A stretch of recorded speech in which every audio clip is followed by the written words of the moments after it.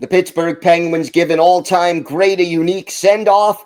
The Columbus Blue Jackets look to build on last year's surprising success. And the Chicago Blackhawks lock up their starting goaltender with a big contract extension. We've got that and more on today's Locked On NHL podcast.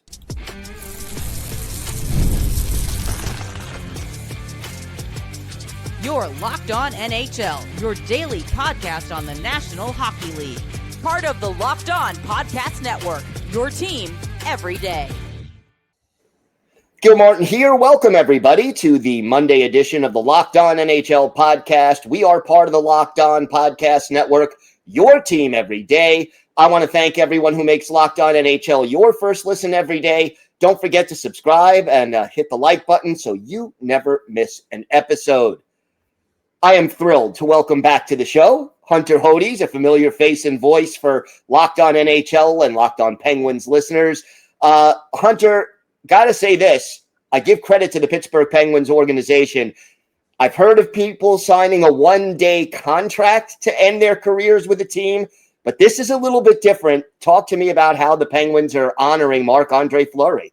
They're calling it a professional tryout. Gil, what this is, it's basically a 2-day contract to officially retire as a member of the Pittsburgh Penguins. He is going to practice with the team on September 26th. That's going to be like there's a morning skate and there's going to be like a practice session after. He'll just get to practice with his old buddies. And then the next night, he is going to play part of a preseason game on the 27th of September against the Columbus Blue Jackets.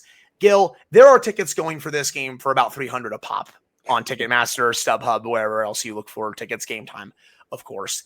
And this is probably going to be one of the biggest crowds, if not the biggest crowd of the season. Usually preseason games, arena is not even half full. You're lucky to get for here 40%, 45%. This is going to be packed to the brim, like standing room only, just because it's Marc-Andre Fleury. And it's only right that the Penguins are doing something like this. Yeah, I know he's been gone for the last 8 years at this rate, but when you think of Marc-Andre Fleury, you think of him as a Pittsburgh Penguin. He played here for 13 years. You know, he was the first one of the core four / big four, whatever you want to call it. You know, then obviously came Crosby, Malkin, and Letang. And, you know, they did a lot of winning together. They all became very close as teammates. It absolutely gutted them when Fleury left for the Vegas Golden Knights, but it made sense at the time just because Matt Murray just won 2 Stanley Cups and he looked like he was going to be a really good goalie for a long time. Didn't work out that way, but I understood why they did it. I think everyone understood why they did it. But now that he retired after this past season, you get to honor him this way, bring him back for a preseason game. He can ride off into the sunset just as it was meant to be. He's meant to retire as a member of the Pittsburgh Penguins. He's going to be in the Ring of Honor at some point. And Gil, I would not be surprised if his number is retired by the organization after 87, 71, and 58 get the honor first. Yeah, talk to me about what he's meant to Penguin fans and to the Penguins organization.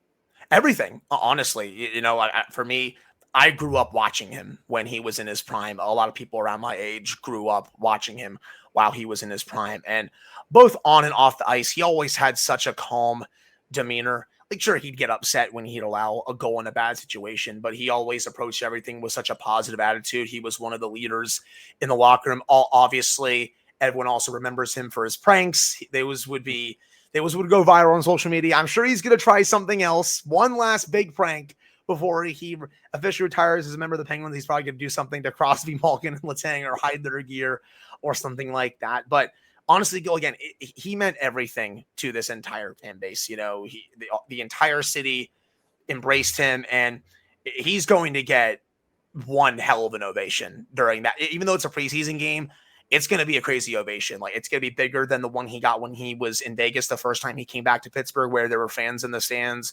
crying. He was crying while watching the video. He played his final game regular season wise with the Wild in Pittsburgh last year, and he got the win. And almost every fan stayed until the end to basically give him a standing ovation because they knew it was the final time they'd see him play a regular season game.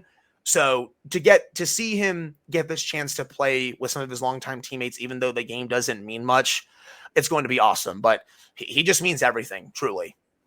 Is there one moment that you think just sort of personifies Marc-Andre Fleury to Penguins fans? See, I don't want to know if there's like one moment, like, obviously, the save on Ovechkin in 2009 to start Game 7 is up there. The save on Lidstrom the same year against the Red Wings in Game 7 in the final seconds. I still will say, the save on Ovechkin in 2017 was, it was just freaking awesome. Like those two that I first mentioned, those were huge too. But this one here, the Capitals were buzzing a little bit, and Fleury was able to get, his paddle on the puck, and then he's just smiling after. And he was locked in that game. He was locked in for the first 2 rounds before he was pulled for Matt Murray. So you could honestly put a lot of moments in there for Fleury, to be honest. But if I had to pick one, I'd probably go with that one. A lot of people have been talking about trade rumors centering around the Penguins. Not a lot did actually happen this offseason in that respect. What are the next moves, and when can we expect them? Well, the next moves, I think, are one of these 3, Erik Karlsson, Brian Rust, Rickard Rakell, to probably be traded before the trade deadline. It's obvious that the Penguins did not get the value that they were looking for this offseason, and Kyle Dubas is preaching patience. He doesn't want to just move these players for the sake of it. He doesn't want to get an underwhelming return where the fan base would come at him, and rightfully so. Like, these players, even though they're a bit older now, they still hold value. And, Rickard Rakell and Brian Rust are coming off career years. Erik Karlsson may not be the player that he used to be, but I think on a contending team, he definitely serves a purpose. I think he's going to have a good year this year for the Penguins before he's potentially traded. But you have to get these type of returns right. So I think that's kind of next. Like, you're still assessing the market. I think at least one of these 3 is going to be moved before the deadline. And then some of these other players that you signed over the offseason and other pending UFAs as well. Like, Danton Heinen's a pending UFA, Kevin Hayes, Noah Chari. You can keep going down the list, honestly, over just about half the roster, if not more, are pending free agents going into next offseason. There's going to be even more change. So you have that. Anthony Mantha, he signed a 1-year contract. I think he's going to be trade bait. So again, even outside of these big 3 names that I just put out there, Karlsson, Rust, and Rakell, Kyle Dubas is going to be pretty busy just trying to collect more assets to try and turn this team around as quickly as possible. I got to ask, even though I don't think it's going to happen, you don't think it's going to happen, but the Sidney Crosby rumors, I think it's mostly wishful thinking on the part of fans of other teams, but where are we at with that? The only way this happens is if he goes to management and just says, hey, I'm done. Like, I don't want to be here during this rebuild. I would like to go to another situation where I feel like I can win right now. But I don't see that happening. I think he wants to retire a member of the Penguins. Anything can change. If that somehow does happen, even though it's unlikely, I'm sure the Penguins will grant him that wish just because they're classy like that. And I don't think they're just going to piss off Sidney Crosby for the sake of it. But I don't see this happening at all. I agree with you. Talk to me about some of the younger players, the prospects, guys who either will have an impact this year or could have an impact in the very near future. Yeah, so I think Rutger McGroarty and Ville Koivunen, the 2 players you saw at the end of the 24-25 season, I think they should make the team as long as they have good training camps. I think they are NHL ready. Koivunen was right around a point per game at the end of the season, 7 points in 8 games. Rutger McGroarty was a really good fit on Crosby's line. He looked like a different player compared to what we saw at the beginning of the season. Outside of those 2, I think Owen Pickering on the left side has a good shot at making this team. I think he's got to be licking his chops a little bit when he looks at the left side right now. Parker Weatherspoon is going to be obviously on the team, and I think he should get the top pairing minutes. But outside of that, the rest of the options aren't very good. Ryan Shea is a number 7 defenseman. Ryan Graves has been a bust since he signed a couple of years ago. You have Alexander Alexiev, who you signed as a free agent, and we'll have to see if he can make the team. But there's just not many options for that side. So I think Owen Pickering will have a very good opportunity to make this team. Archer Shilovs is going to be battling Yoel Blomqvist for the backup goalie spot. I would lean Shilovs right now, and I like a lot of his recent work. We just have to see if it translates to the NHL on a consistent basis. And outside of those guys, some players in Wilkes-Barre, maybe Tristan Brose, we have to see if he potentially gets a midseason call-up. Avery Hayes as well. We always have to watch for Harrison Brunick at training camp. He almost made the roster last year before being sent back to junior.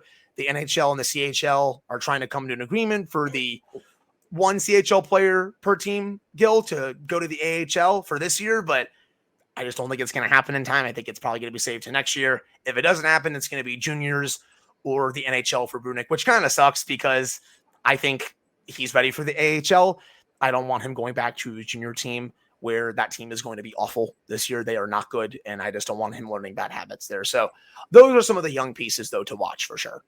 All right. Well, Hunter, why don't you tell our viewers and our listeners where they can find the podcast and where they can find you on social media? Yeah, you can follow the Locked On Penguins podcast wherever you get your podcasts, Apple, Spotify, YouTube, Amazon Music, all that good stuff. And then you can follow me on Twitter at Hunter Hodies. You can also follow my co-host, Patrick Damp, on all socials at Send Them For Wet.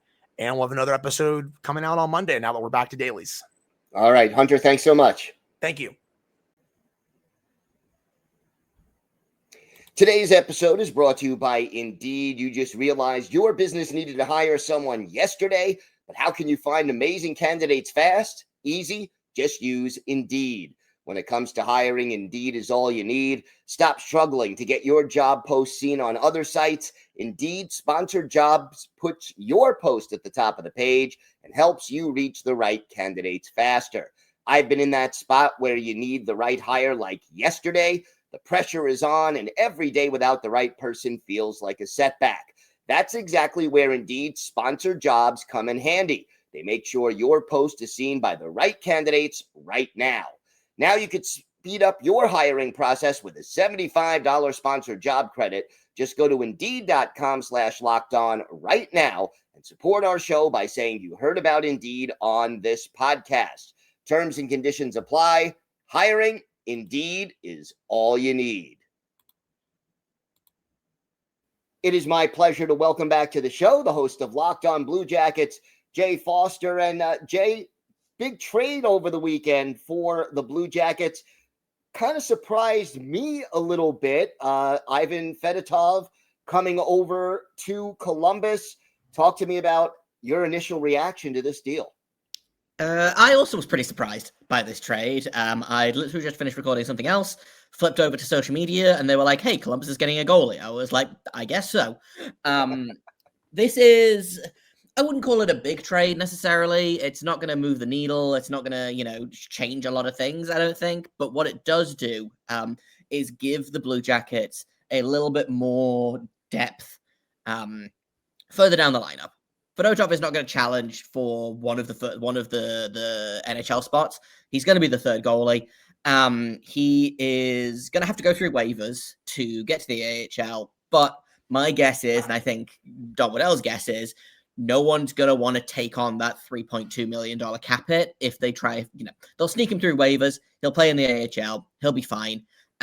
This is an extremely reasonable depth move that they got him for a 6th-round pick.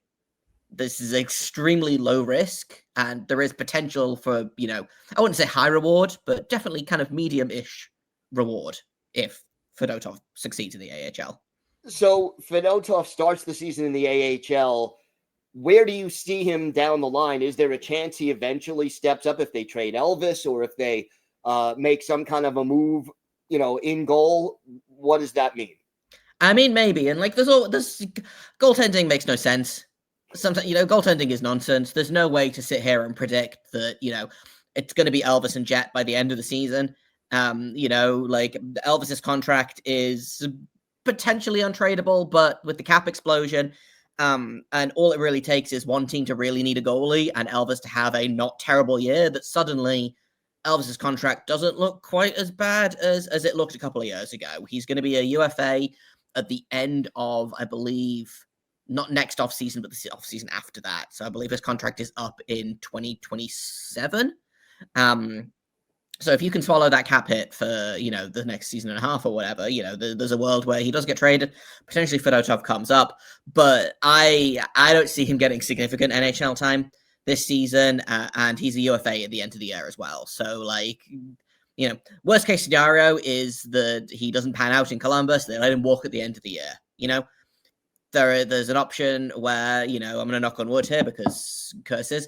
A goalie gets injured. Elvis misses a lot of time because of injury, because of illness. Elvis struggles a lot with fatigue, which is probably because the team overplays him. But we'll see if that gets fixed this season. So there's room for Fedotov to get some NHL starts, but I don't think he's going to be a significant extended NHL presence unless something goes wrong with one of the two goalies that they have currently. Was an interesting offseason, not the biggest headline-making offseason. Talk to me about the moves and your feelings about them. I mean, here's the thing. Would I have liked Don Waddell to go out and get Mitch Marner and pay him $1 bajillion until the end of time? Sure. Would I have liked him to go out and get someone like a Nick Ehlers, or, try to get a Vladislav Gavrikov or an Aaron Ekblad, or, someone like that to add to this roster? Sure. But the thing about the Blue Jackets is they are very clearly betting on their homegrown guys and their guys that are already here, right? They're betting on Adam Fantilli getting better. They're betting on Kirill Marchenko being one of the best wings in the league, and he was top 15 in scoring for wingers last season. He had 31 goals. Adam Fantilli might score 40 goals this season. They're looking at Kent Johnson to improve. They're looking at Zach Werenski to continue being good, right? So I can understand the organization betting on themselves and not bringing in an outside piece. That doesn't make it not disappointing from a fan's point of view when, you're looking at, well, we've been told that, we want an impact top six winger and we want a new defense. We're going to retool the defense. We're going to get a new goalie. And then it turns out that actually the biggest acquisition is, Charlie Coyle, who, they arguably overpaid for. I like Charlie Coyle. I do think that trade was extremely lopsided and not in the Blue Jackets' favor. But I think sometimes the best move is the one that you don't make, right? I think, and I wasn't going to call any specific contract out, but I think the Provorov contract is bad. There's no doubt about that. But I think someone like I think the Sam Bennett contract is probably going to age pretty poorly, So again, sometimes the best move is the one that you don't make. Arguably, they shouldn't have made the Provorov move. Arguably, Florida shouldn't have made the Bennett move, right?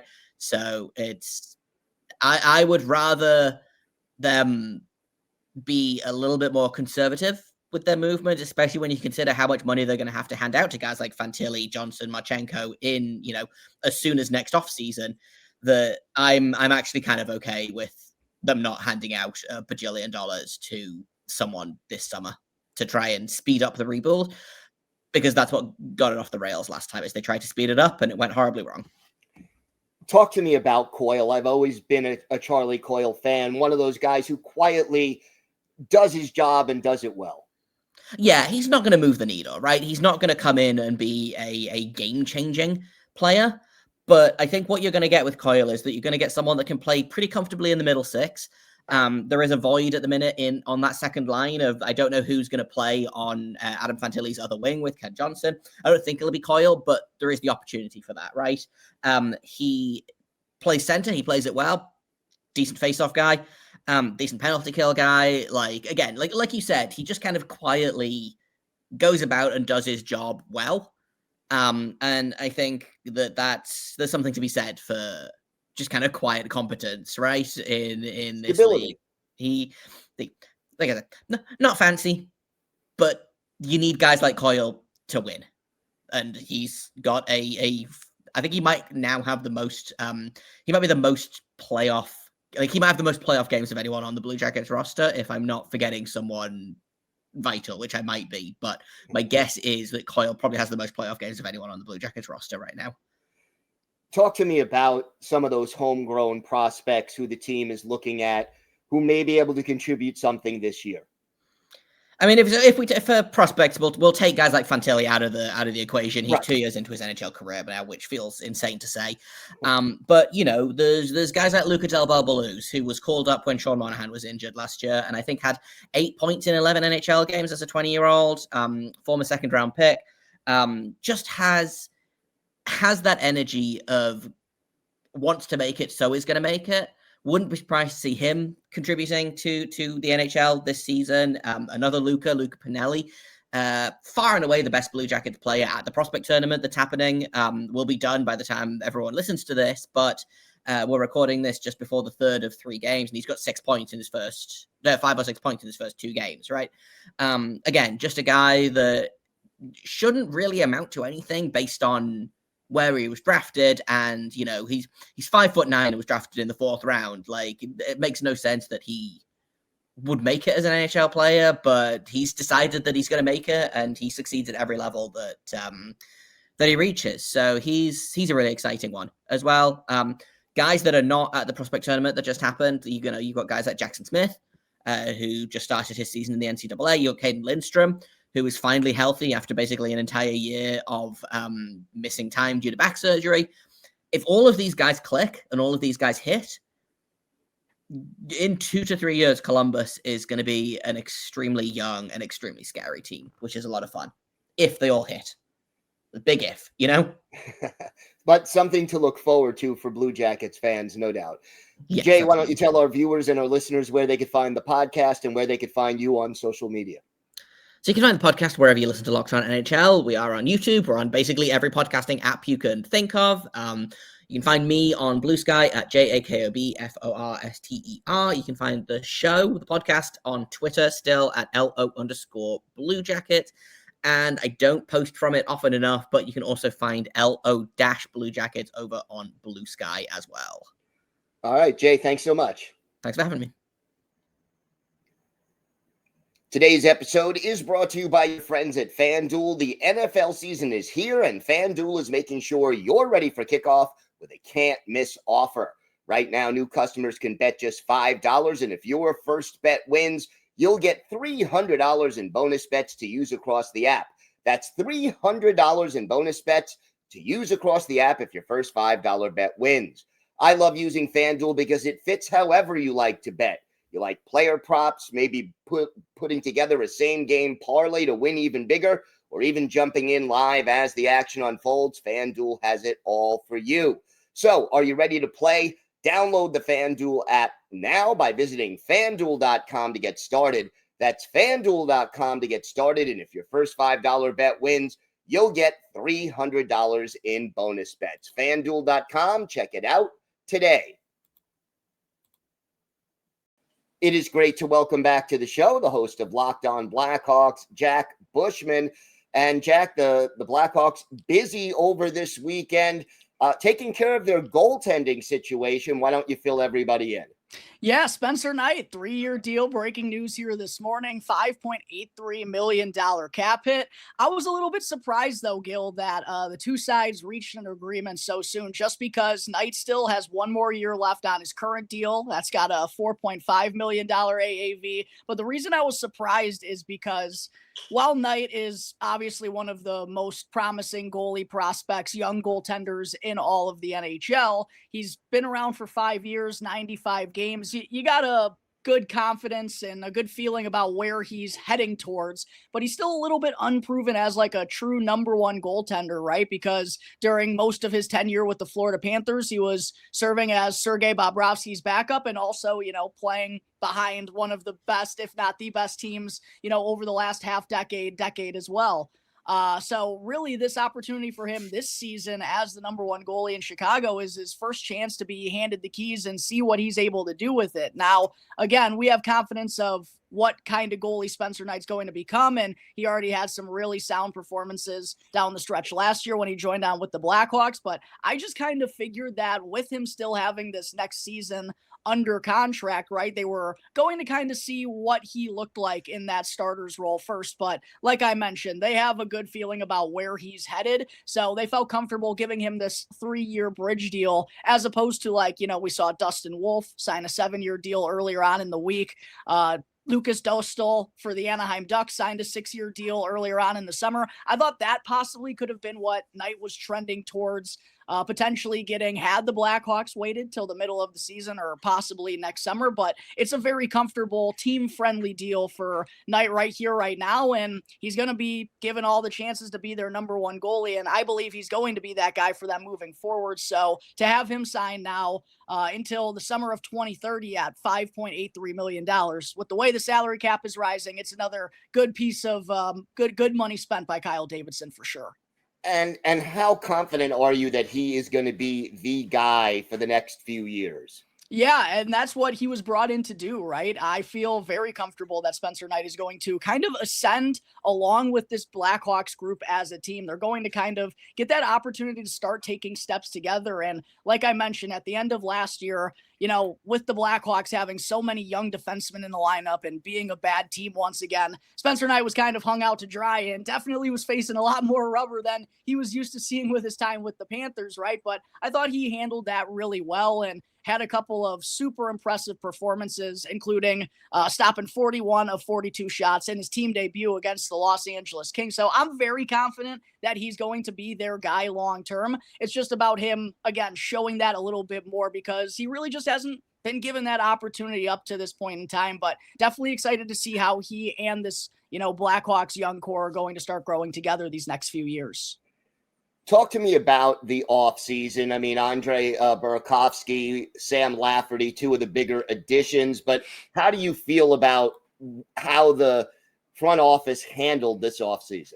Yeah, not a ton of noteworthy moves made by GM Kyle Davidson and the Hawks front office, but that was done with intention just because so many of the high draft selections that this team has made in recent years, finally, these guys are starting to step on the scene, and you want to give those guys the opportunities. You don't want to clog up too many spots. And then there's also just a lot of guys returning who are on expiring contracts at the end of this season. So there really wasn't like a ton of room or a ton of moves to be made in general with this Blackhawks roster. And even on the defensive side of things too, so many guys are probably ready to establish themselves as full-time NHLers. You just didn't want to muddy up that waters. And in case those guys, really do prove that they're ready for it, you didn't want to block those opportunities. So Burakovsky, I do think, was a good move by Kyle Davidson, getting him in exchange for Joe Veleno, who was a buyout candidate here. He's probably going to jump up into that top 6 for the Hawks and maybe even on that top line with Connor Bedard. We're hoping he can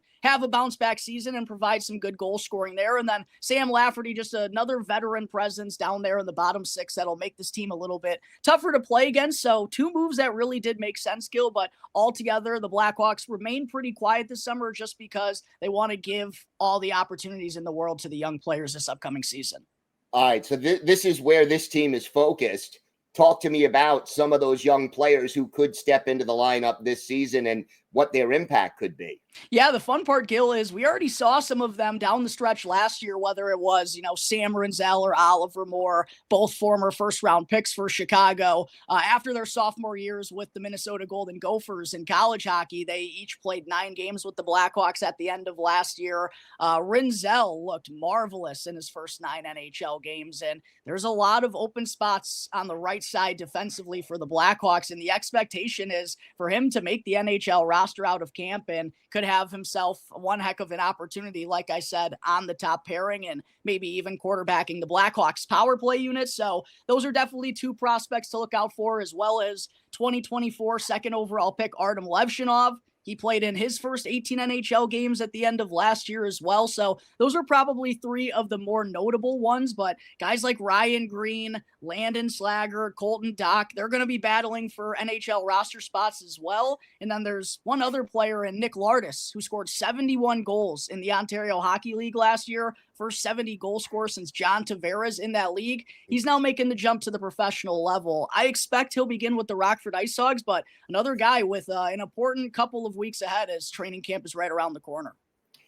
What are you looking at most in training camp as far as what would be the positive sign you need to see for this team to take that next step forward? I think it is just really the young guys making the most of the opportunity that's being presented in front of them and running with it and proving to this Hawks coaching staff that they're ready to take that next step. They're ready to, be a focal point of this team.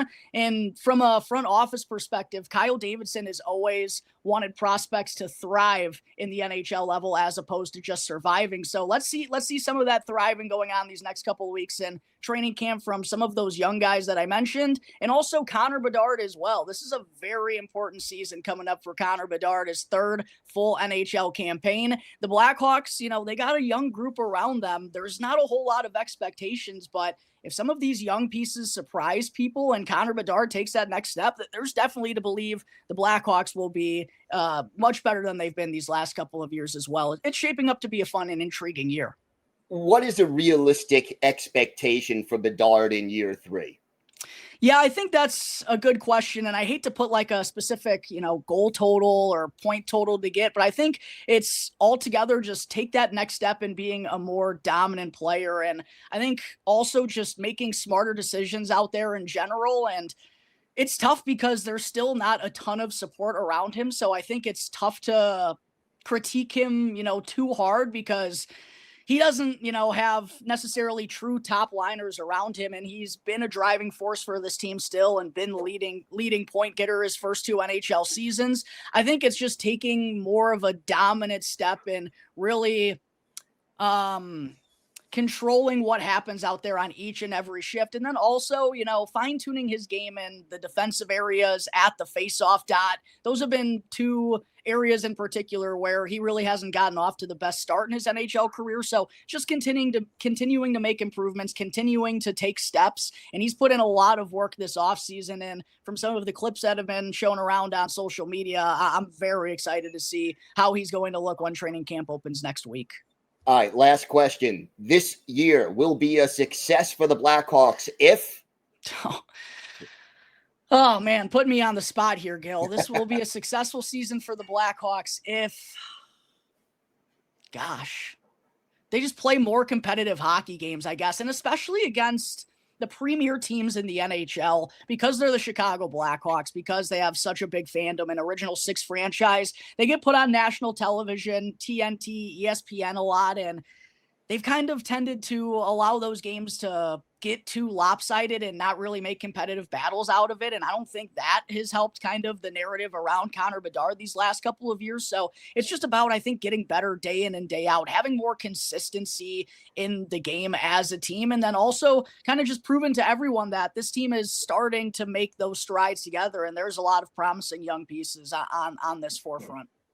All right, Jack, why don't you tell our viewers and our listeners where they could find the podcast and where they could find you on social media? Yeah, absolutely. You can find Locked On Blackhawks for free wherever you may be listening to your podcast. Check me out on YouTube as well. If you want to go and follow me on X, you can find me right here down below at Jack Bushman too. All right, Jack, thanks so much. Absolutely. Thank you for having me on, Gil. Lots of fun as always. I want to thank my guest, Hunter Hodies of Locked On Penguins, Jay Forster of Locked On Blue Jackets, and Jack Bushman of Locked On Blackhawks for joining me today. I'm Gil Martin. I host the Monday edition of Locked On NHL, and I co-host the Friday edition along with Rachel Donner, and you can also find me every day, Monday through Friday, on Locked On Islanders. Don't forget, we're here 6 days a week, Monday through Saturday, bringing you the biggest stories around the hockey world. So make sure you hit the like button and subscribe to Locked On NHL so you never miss an episode. Have a great day, everyone. Stay safe, and thanks so much for listening to and watching the Locked On NHL podcast.